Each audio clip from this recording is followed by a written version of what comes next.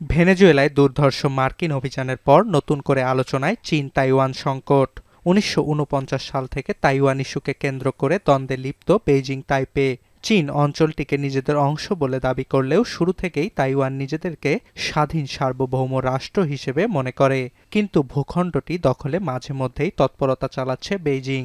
গেল বছরের ডিসেম্বরে সামরিক মহড়ার অংশ হিসেবে তাইওয়ানের জলসীমায় রকেট ছুড়ে চীন।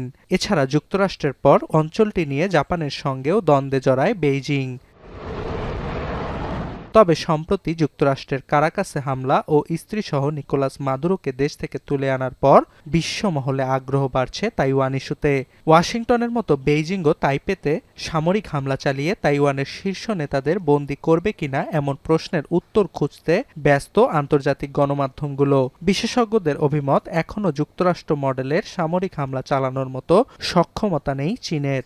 这一次委内瑞拉事件正好证明中国的这个防空系统是没用的，相对的美国系统是有效果的。那在台湾这个情境里面，এছাড়া চীনের বড় ধরনের সামরিক অভিযান চালানোর পূর্ব অভিজ্ঞতা নেই বলেও মনে করেন বিশেষজ্ঞরা।首先，我认为在实际上的执行上面，如果中国要采取类似的行动的话，那达成的可能性是趋近于非常低趋近于零的。那有几个原因，第一个就是说，我国的不管是雷达的早期的预警的机制。দক্ষিণ চীন সাগরে চীনের একচেটিয়া আধিপত্য ও তাইওয়ানে সম্ভাব্য চীনা হামলা প্রতিরোধে সাম্প্রতিক বছরগুলোতে জলসীমায় সামরিক মহড়া বাড়িয়েছে যুক্তরাষ্ট্র। এছাড়া ফিলিপিন্সের মতো আঞ্চলিক শক্তিগুলোর সঙ্গেও সামরিক তৎপরতা অব্যাহত রেখেছে ওয়াশিংটন।